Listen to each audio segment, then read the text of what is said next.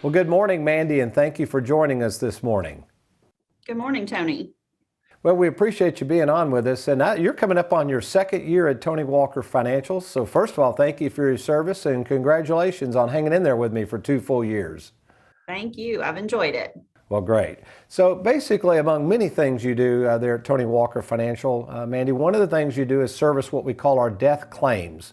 And that's when people call into the office and they've lost a loved one. So if you would, first of all, start off, how many death claims are we currently processing as we speak? Currently, I have active about 8 claims on 8 different clients right now. And over these last couple of years, because you've handled so many death claims, what are some of the, I guess you could say the common, I don't want to say mistakes, but the common things that continue to come up that you feel could be helpful to our audience who's thinking about this very topic?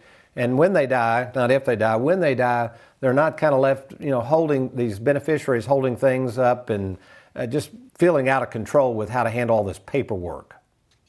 Yes, definitely. You notice things as you process more and more of these situations. Of course, every situation's different, but one of the main things that I see is that beneficiaries or families are not sure where things are located. Just a list of type of accounts, list of where your will is, or the location of those documents seems to be very important, especially if it's a sudden death, unexpected, and the family is just left with not sure where to turn. What else have you noticed?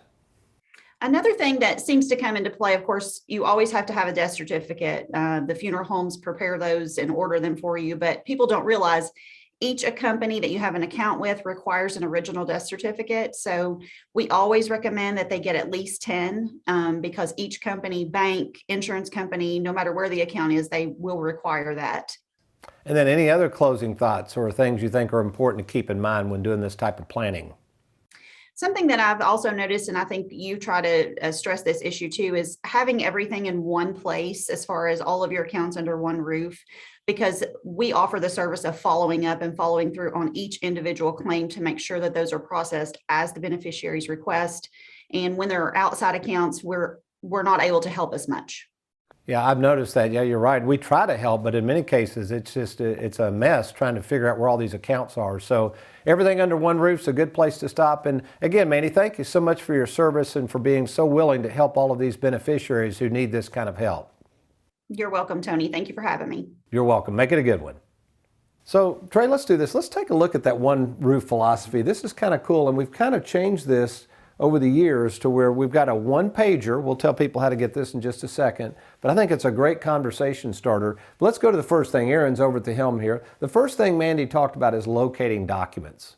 Can you imagine the number of people out there that don't know where documents are even located? Yeah, that, like I said, those grocery bags and shoe boxes, some people know where they are. It's an absolute mess, but finding, locating, understanding what you got, where it is the first step. Number 2, we brought this up, confirming beneficiaries. So that's something we do when you're in the binder delivery process. We've already confirmed all those beneficiaries, but boy, that's a problem. Folks, if you don't have your beneficiaries updated, even if you update your will, the beneficiaries trump the will, so you could be leaving assets to people that you don't intend to leave them to. Number 3, death certificates. Mandy said 10. How many is the most death certificates you've ever been involved in that's been required? 13. 13. Mm-hmm. Isn't that something? Every bank account, every annuity contract, life insurance contract needs an actual copy, certified copy.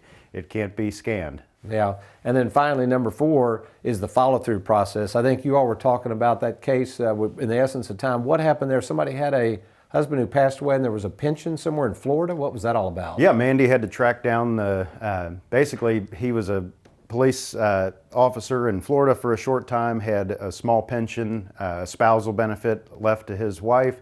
She had some paperwork, no clue what to do. Mandy jumped in and got it all taken care of for her. Yeah, it's great. Well, we appreciate all that you're doing for our clients, Trey, and just doing a magnificent job.